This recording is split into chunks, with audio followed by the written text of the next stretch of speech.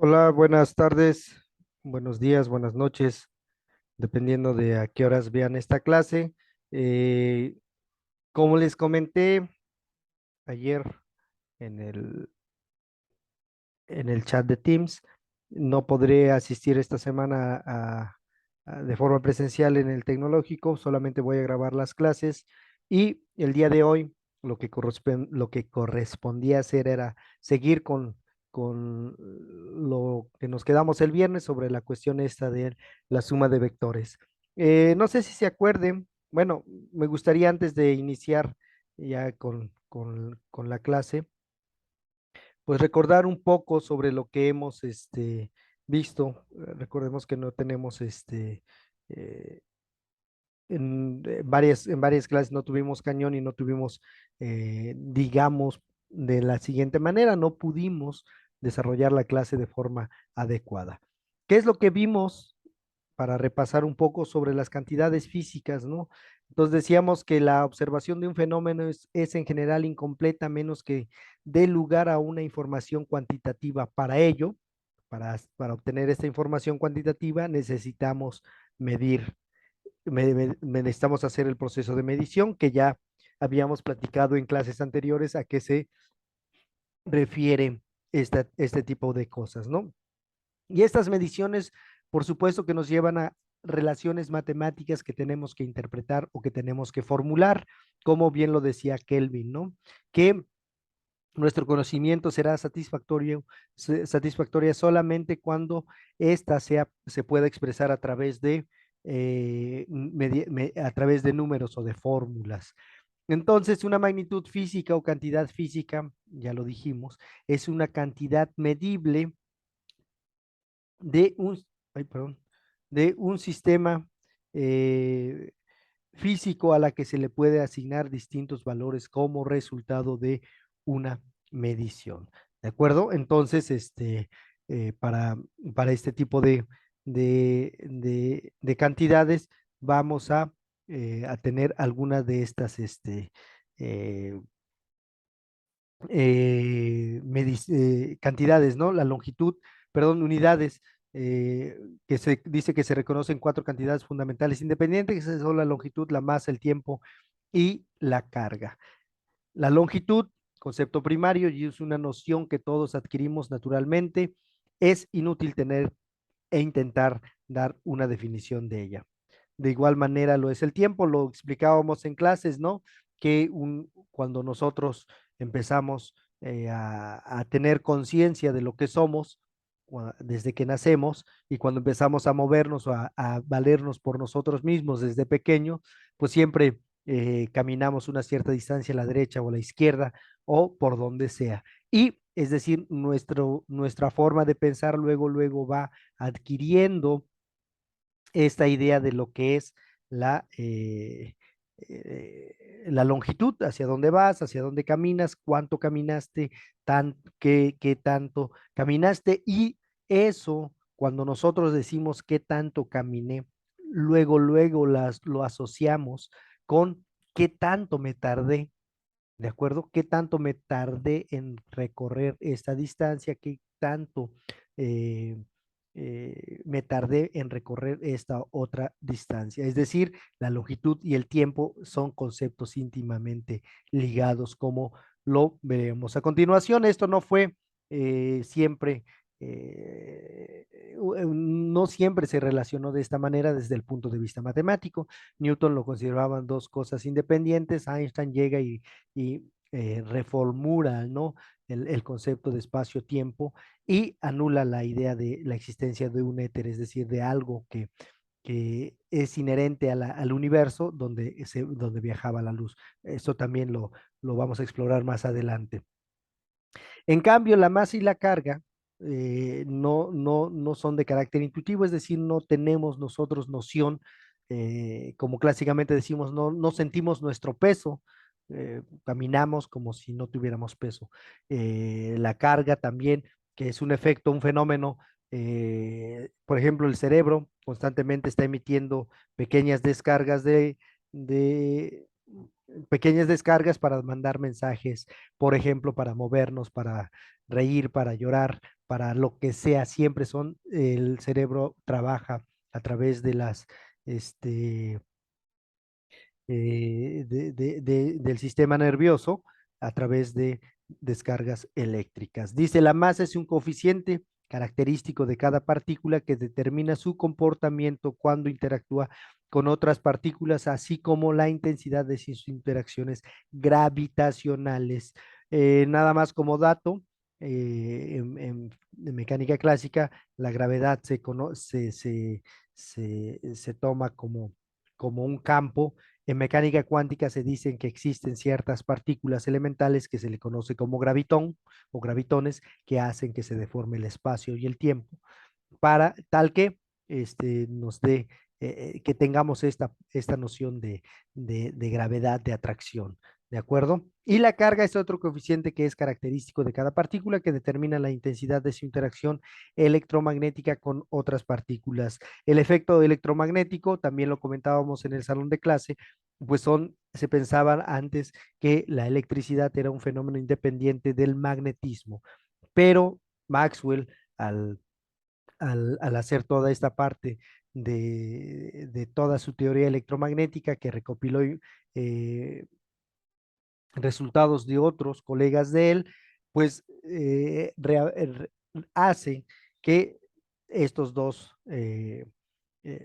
áreas completamente, entre comillas, opuestas, estén íntimamente relacionadas. Es decir, no se puede concebir la electricidad sin el magnetismo, ni el magnetismo sin la electricidad, dando origen a este nuevo concepto que es el electromagnetismo. La carga y el magnetismo son entes que se relacionan por sí misma. Y uno de sus grandes eh, personajes de esta parte electromagnética, pues es la luz. Recuerden que la luz es un fenómeno electromagnético que donde sabemos que es lo más rápido que existe en el universo. La velocidad de la luz, también ya lo habíamos comentado, es alrededor de 300.000 kilómetros en cada segundo.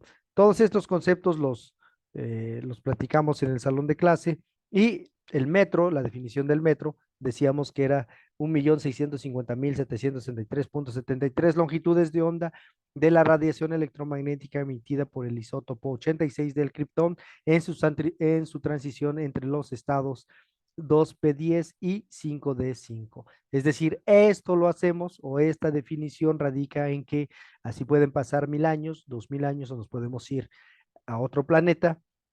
Mientras tengamos este dato, siempre vamos a tener la misma unidad de medida para siempre. Es decir, lo que vale un metro hoy va a valer un metro y en la misma proporción o la misma cantidad dentro de 1.000 años, 1.000.000 de años, si es que todavía seguimos aquí en la Tierra.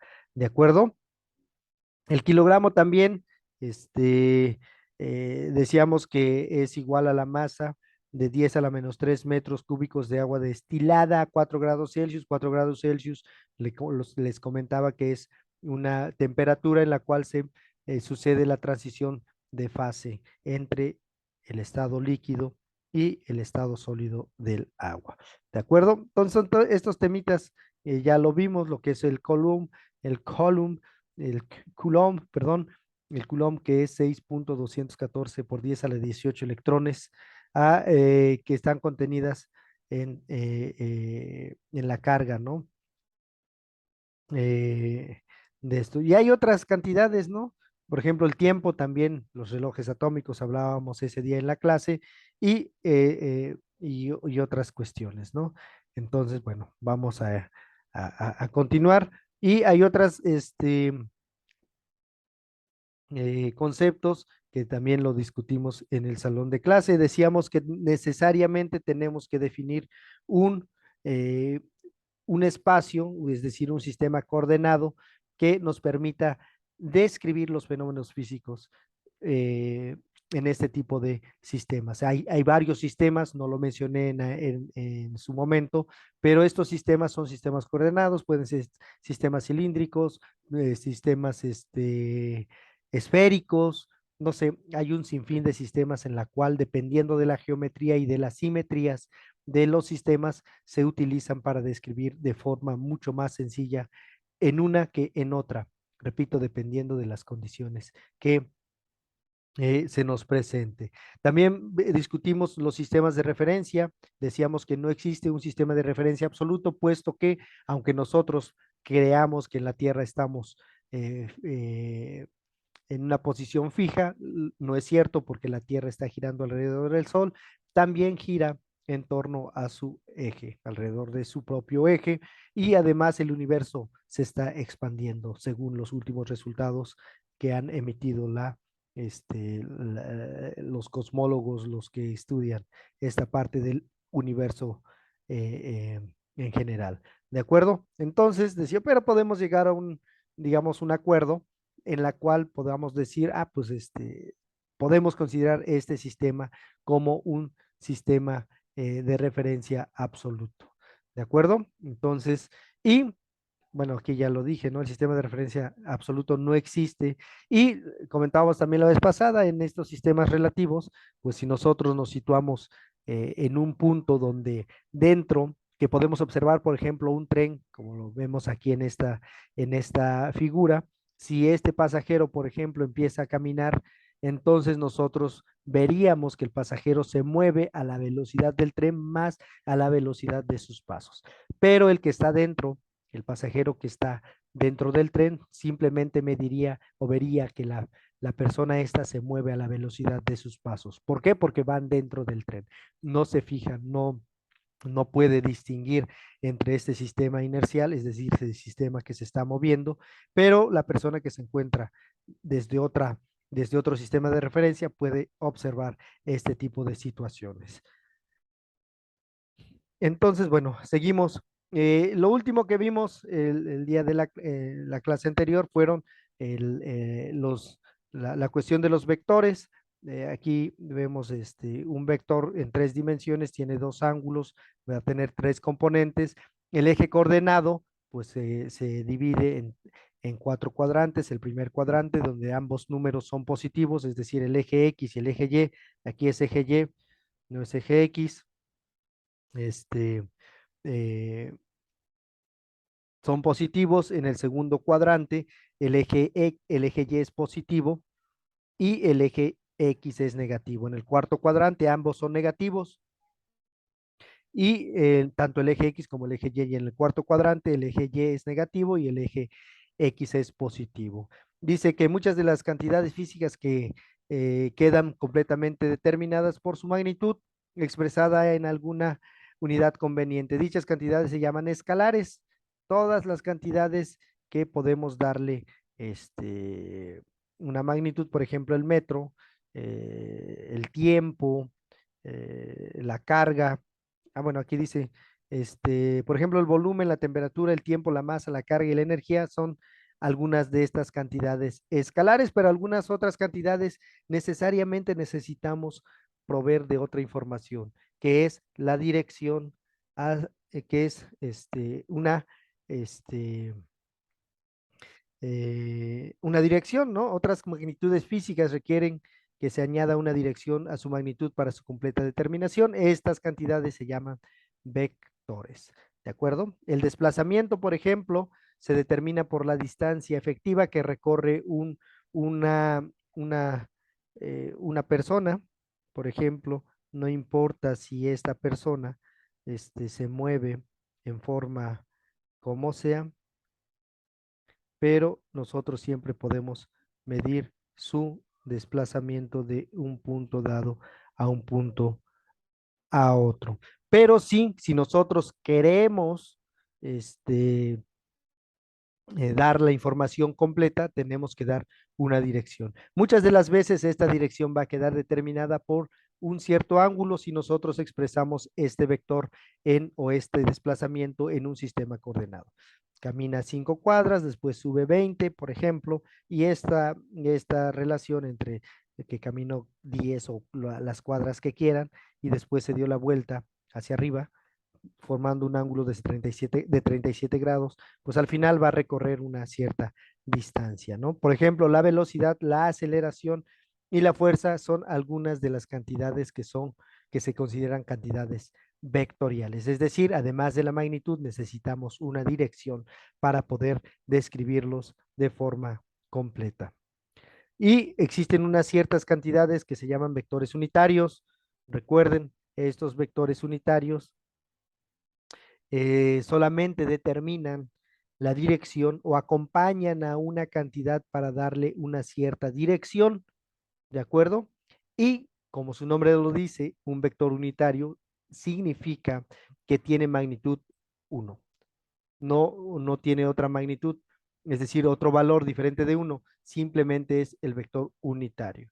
Y si nosotros tenemos dos vectores, un vector paralelo, un vector unitario U se puede expresar en la forma de este tipo.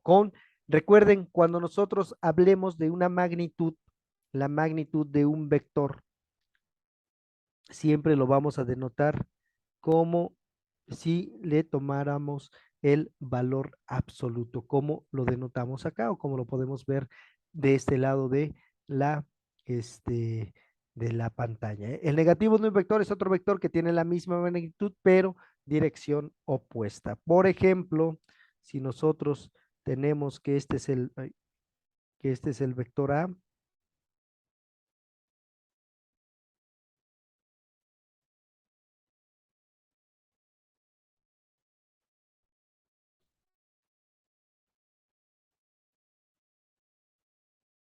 este sería el vector menos.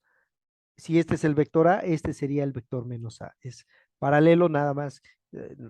Lo pintaríamos desde este punto, pero bueno, nada más para representarlo de forma gráfica, este sería el vector menos A. Y bueno, pues si tenemos dos vectores paralelos, lo comentábamos en el salón de clases, siempre se pueden escribir de esta manera.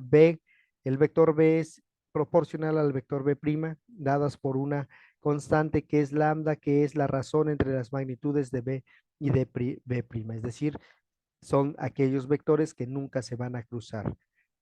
Pueden ir al infinito o al menos infinito y nunca van a llegar a un punto donde se crucen. Esa es la definición de dos vectores paralelos.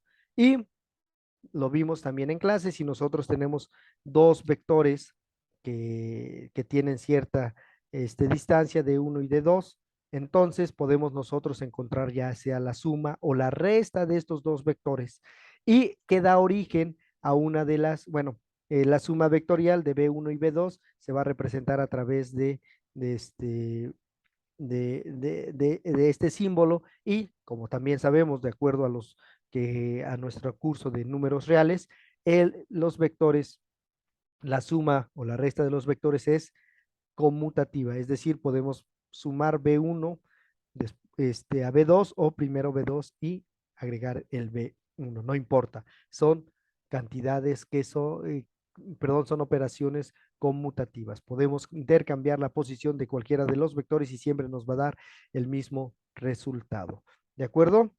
Y el viernes mencionábamos esta relación, ¿no? Sobre una cuestión de la ley de los cosenos o de los senos, dependiendo de si tenemos una suma o una resta de vectores.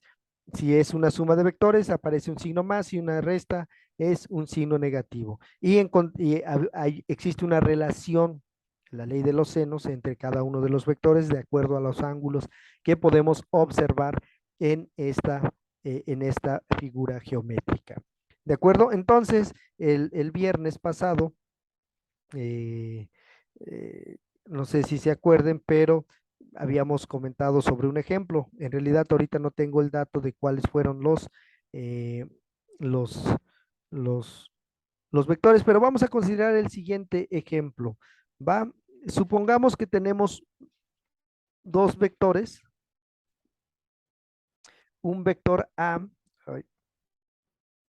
un vector A que va a tener 3 unidades, o vamos a ponerle 13 unidades, no importa. O vamos a quitarle el 13 para no.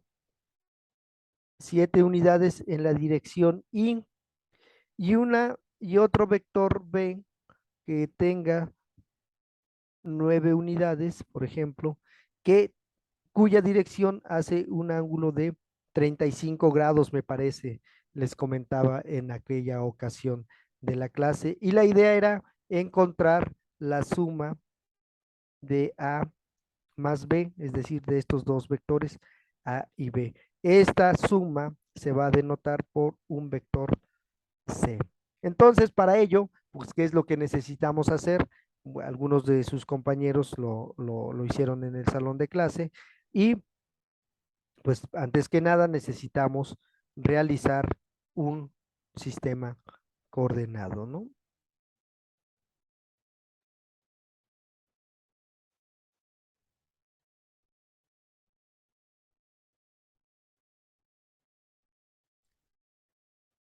Vamos a suponer que las líneas son eh, rectas. Es complicado dibujar sobre el pizarrón, digo, sobre sobre la pantalla, pero no importa. Entonces, ¿cuál es el vector A? Recordemos cuáles son las direcciones de los vectores unitarios. La dirección Y denota la dirección sobre el eje X y el vector J, si es que aparece ahí, está dado, está denotando la dirección sobre el eje Y. No se parece a una J esto. Ahí está. Ahora sí está mejor, ¿no? Entonces dice el vector A tiene una magnitud de 7 unidades que está sobre el eje X. Entonces, este es el vector A. Y el vector B hace un ángulo de 35 grados. Entonces, vamos a llamar este vector B que hace un ángulo de 35 grados. Entonces, les comentaba la vez pasada cómo hacemos la suma. Algunos de los autores le llaman el método del paralelogramo, es decir, nosotros necesitamos trasladar este vector al final de este otro vector para formar un paralelogramo y así hacer la suma. Vamos a suponer, a ver si me sale la misma altura. Tiene que quedar, creo que quedó un poquito bajo. Vamos a ponerle un poco.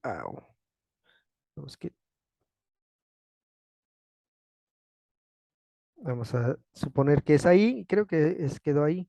Y entonces el vector A, que no le he puesto el nombre, este es el vector A. Trazamos una línea en medio desde el origen hasta este punto y unimos estos puntos, ¿no? Entonces, este va a ser el vector C, que va a ser igual a la suma de A más B.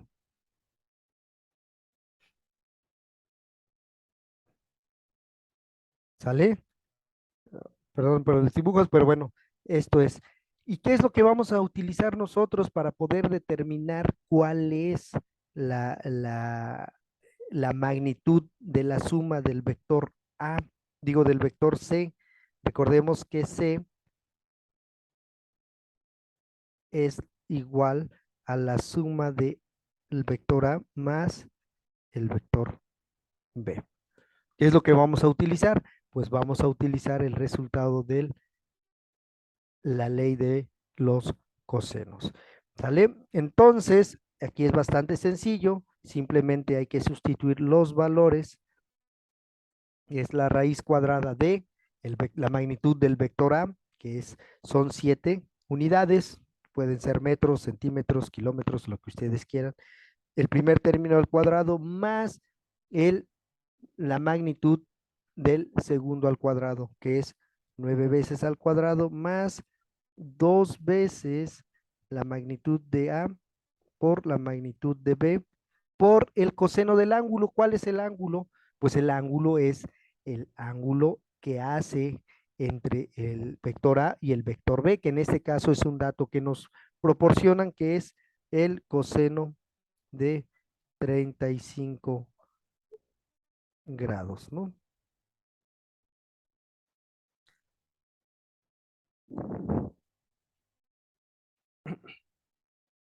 Haciendo cuentas.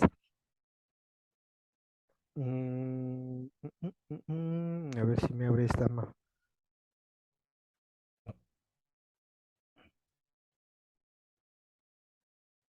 Vamos a ver esto, no sé qué sea. Y entonces, bueno, reducimos. Son cuentitas muy sencillas, ¿no? El primer término es 7 por 7, pues es 49 más 81. 49 más 81 son 140, ¿no? 9 por 9 es 81, más el 49 que aparece acá, 50, son 149 más 81.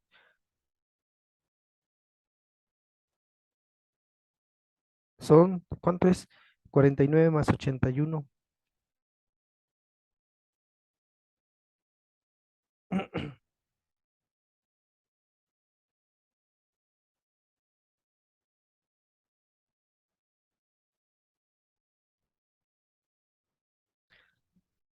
Son 100, ay, ahora, son 130 más 2 por 7 14 por 9, 14 por 9 son 136, ¿no? 126 multiplicado por el coseno del ángulo de 35 grados. Son grados, ¿eh? Entonces hay que hacer las cuentitas y aquí nos va a dar un término. Ay, no, no, vamos a hacerlo acá, a ver, no sé si tengo calculadora. Calculadora, aquí está.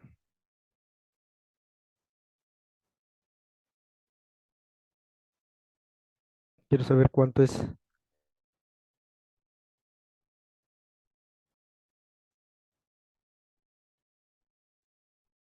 Ajá, 126.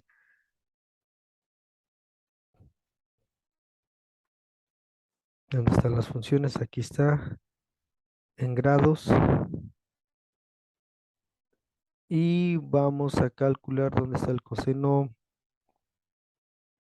Aquí está. El coseno de. Entonces ese primero se pone 30. Coseno de 30. 0,86 lo multiplicamos por 126. Esto va a ser igual a 109. Le sumamos 130 y esto es igual a esta cantidad. Es decir, ¿cuánto nos da? Es alrededor de 239.119. Con eso es más que suficiente y esto, cuando le tomemos la raíz cuadrada, a ver si sale, si no, pues apuntamos la raíz cuadrada. ¿Dónde está la raíz cuadrada? Aquí está. La raíz cuadrada de 239 es igual a 15,46. Es decir, la magnitud de de la resultante da por resultado 15,46, que es más grande que la magnitud de A y de B por sí mismas. 9 más 7 son 16, es menor que ambas, pero mayor que cualquiera de estas dos, que es como se esperaba el resultado. ¿De acuerdo? Es así como se, se, se obtiene el resultado. Y si a nosotros en vez de pedirnos que, que encontráramos la suma, nos dijeran hay que encontrar la resta. Para encontrar la resta necesitamos, necesitamos una geometría ligeramente diferente a la que estamos nosotros trabajando. Déjeme buscar una reglita donde tengo.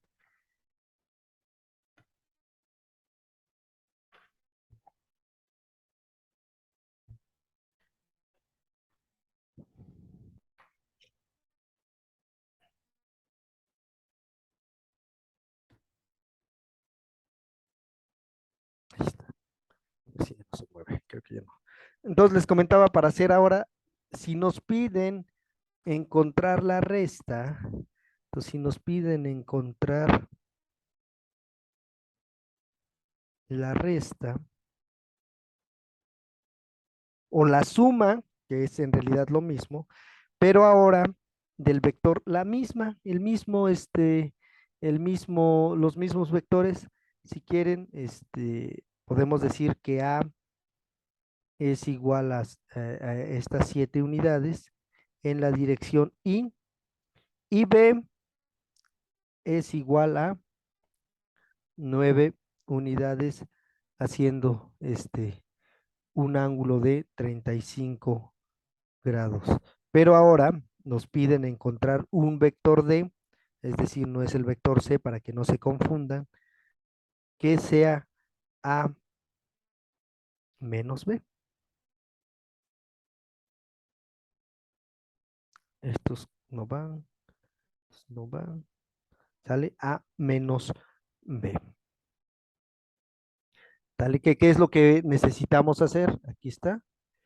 Pues necesitamos hacer una figurita como lo hicimos en el caso anterior. Pero ahora vamos a suponer una cosa ligeramente diferente. Esto es X, y esto es y resulta que este es el vector A, como ya este, lo mencionábamos hace rato en esta dirección X, te va a aparecer aquí la figura, y el vector B lo colocamos de forma similar, haciendo un ángulo de 30 grados.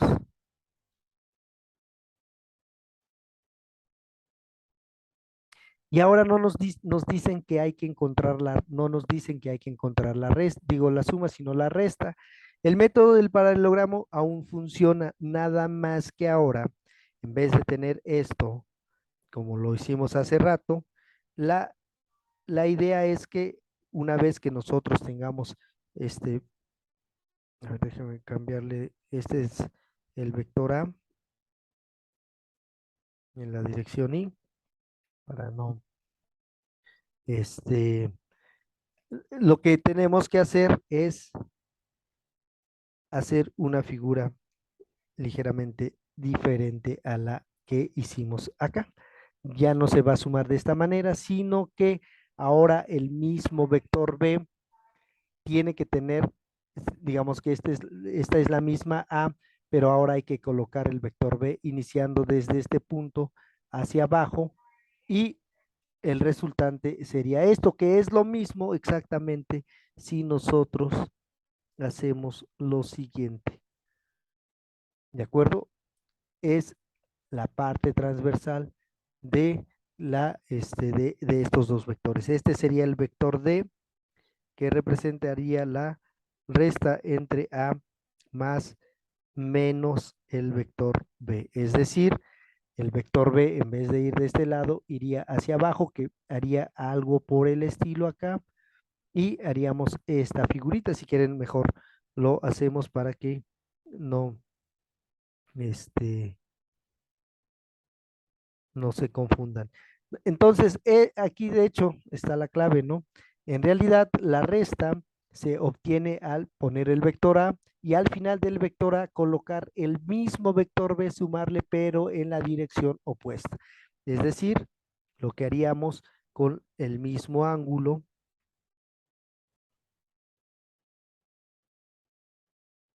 Este es el vector menos B. Y este sería el resultado de la resta, que es exactamente el mismo que aparece. Bueno, ahorita va a aparecer, está un poco lento esto, pero bueno, ahí va, en un momento más va a aparecer.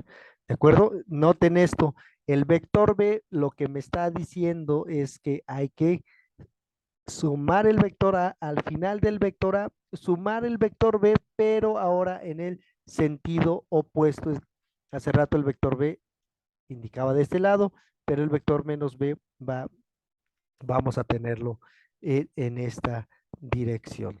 ¿De acuerdo? ¿Y qué es lo que vamos a utilizar para encontrar este vector D? Pues lo mismo, la relación, y eso sí, esas cuentitas lo hacen ustedes, o bueno, ahorita lo hacemos. Entonces el vector D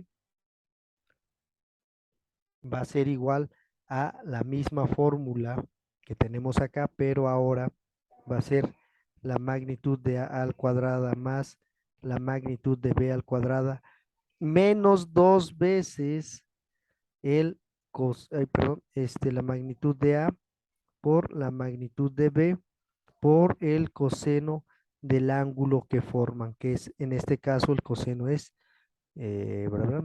35 grados. ¿De acuerdo? Entonces este es el vector B.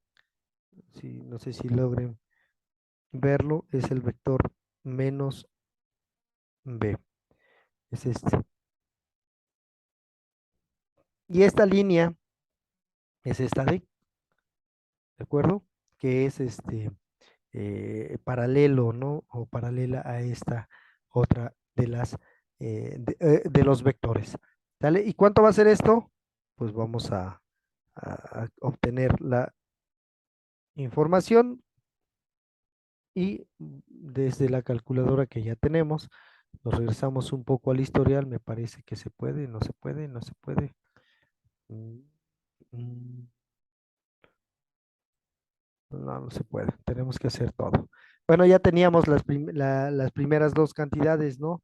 Es 130 menos, a ver, es 126, que es esto, que es la raíz cuadrada de la magnitud de A, que es 7, y la magnitud de B es 49 más 81 más 2 veces 7 por 9, perdón, aquí no es más, es menos coseno de 35 grados. Los 41 más 80, 49, perdón, 7 por 7, 49 es 50, y esto es igual a la raíz de 130 menos 2 por 7, 14, 126 por el coseno de 35 grados. Entonces, ¿qué es lo que tenemos?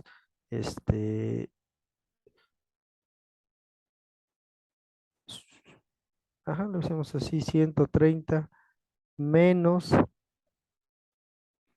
126 vamos a abrir paréntesis, vamos a poner 35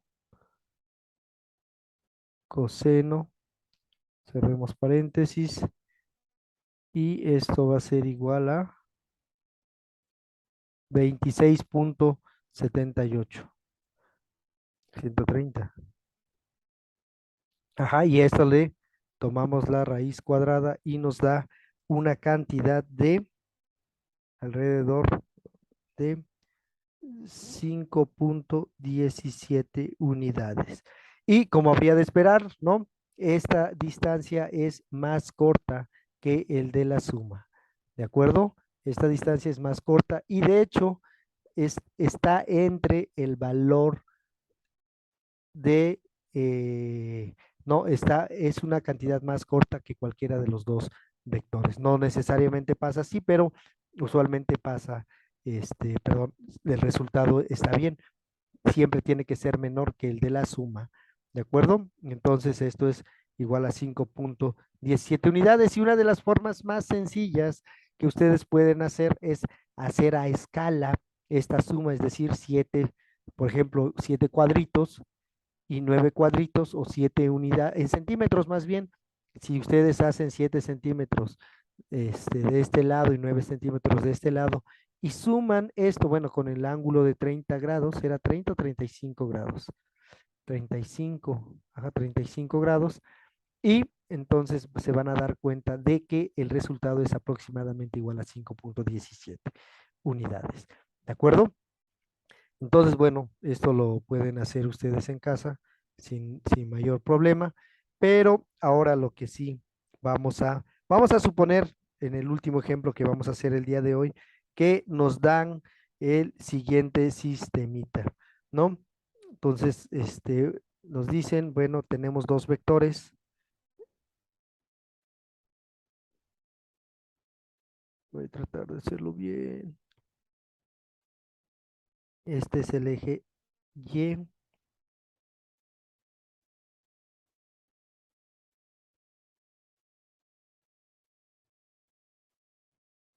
y este es el eje X. Nos dice, bueno, tienes dos vectores, el vector A y el vector B.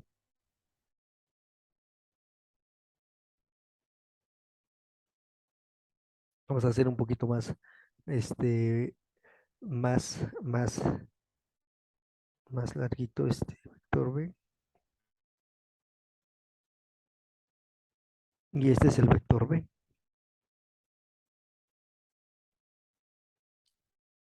¿Sale? Y nos dicen que el vector A,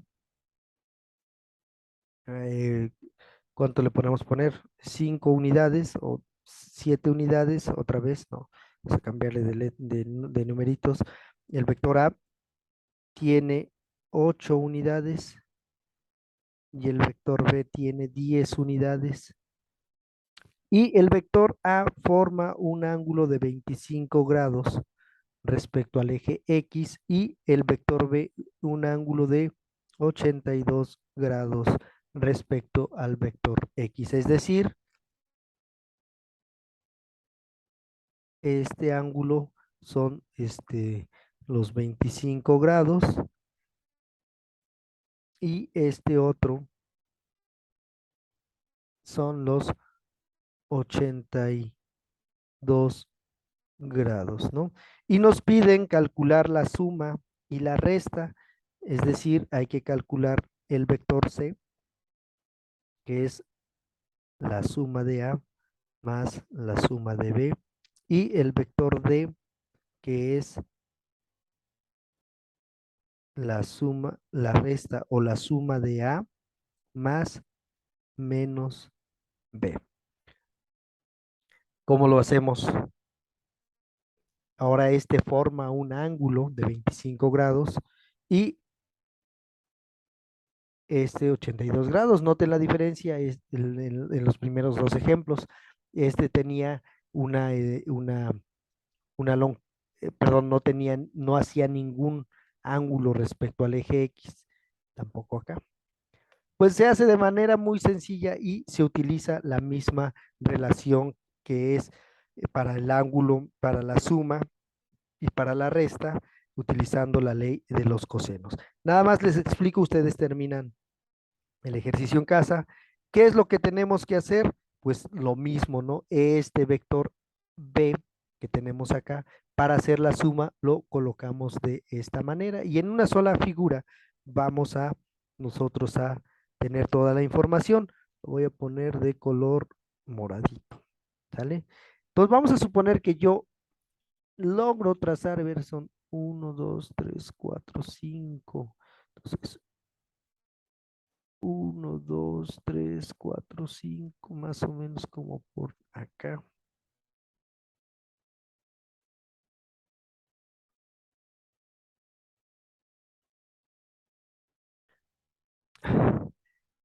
Ese sería el vector B que es paralelo a este. Ese es el vector nada más que colocado al final del vector A. Y obviamente, ¿no? Para colocar necesitamos, esto lo debimos haber hecho un poquito más alto.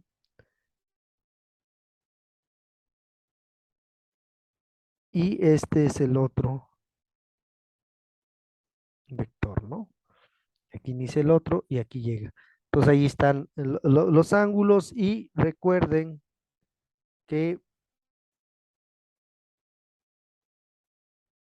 el, la- el resultado de la suma es aquel vector que inicia en el origen. Va a salir chueco.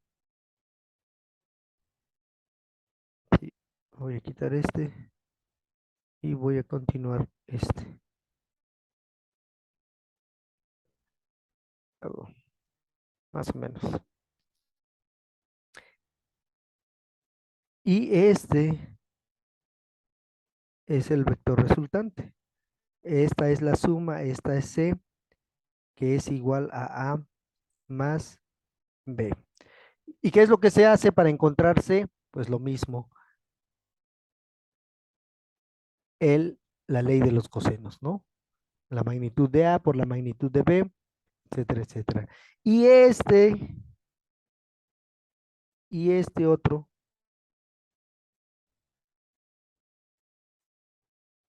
es la resta, es decir, este es D, este es D, que es la resta entre A más menos B. ¿De acuerdo? Esta es la recta A más menos B.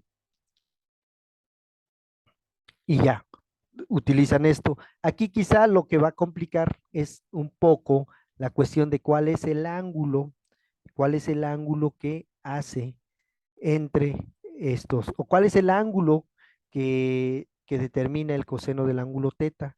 Noten que este es el ángulo del coseno teta. En realidad, este ángulo, este vector es el vector que debería de estar situado más o menos por acá y se escribe aquí de forma paralela. Entonces, este ángulo teta es el ángulo que hace entre el vector A y el vector B. Entonces, cómo cómo podríamos nosotros encontrar esto? Pues es muy sencillo, ¿no? Si, por ejemplo, de aquí mide 25 y de aquí mide 82, ¿cuánto mediría esta relación? Pues es simplemente la resta, ¿no? Entonces aquí lo voy a apuntar. El ángulo teta que van a utilizar ustedes para obtener el resultado va a ser la suma o la resta de 82 grados menos 25 grados. ¿De acuerdo? Y este es el ángulo que ustedes van a colocar acá. Cuando sumen, van a considerar la suma, el signo positivo acá, y cuando resten los vectores, van a considerar el signo negativo como lo hicimos en ambos ejercicios. ¿De acuerdo? Entonces esto lo terminan en casa, lo hacen bien con los dibujitos bien hechos para poder continuar el día de mañana. El día de mañana vamos a seguir en línea y subiría el ejercicio la clase nuevamente por este mismo medio. Y para los que quieran, pues aquí hay un ejemplo, les dejo de tarea para que lo piensen cómo es que se va a hacer. ¿De acuerdo? Y el día de mañana continuamos con la descomposición este, de los vectores. Bueno, cuídense mucho, nos vemos, hasta mañana.